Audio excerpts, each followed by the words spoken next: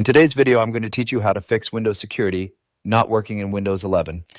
Fix Today here, let's begin. Start by clicking the Windows icon, then click the search icon on your taskbar. Type Windows PowerShell into the search bar, then right-click it from the results and select Run as Administrator. If a user account control prompt appears, click Yes to continue. Inside the PowerShell window, type the command that resets the Windows Security app, then press Enter. This process will reinstall and repair the security interface in your system.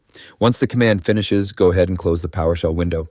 Next, click the search icon again and type Windows Security. From the results, click on App Settings. Scroll down until you find the Reset section. First, click the Repair button and wait for the process to complete. This attempts to fix the app without removing its data.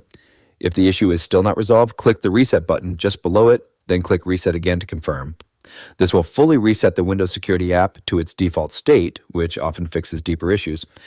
Now click the search icon again and type CMD.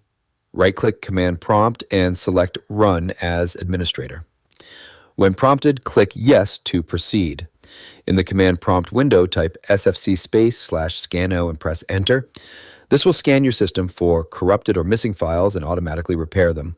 Wait until the verification reaches 100%, then close the window. Finally, click the Start button, select Power, and click Restart. Make sure to perform a full restart instead of shutting down so all changes and repairs are properly applied to your system. Once your computer turns back on, Windows Security should now be working correctly again, keeping your system protected and running smoothly. And that's it for this tutorial. If you have any questions or suggestions, feel free to leave a comment down below. If you'd like to see more videos like this, the subscribe button is free and helps support the channel so I can keep making helpful tutorials for you. I'll see you in the next video.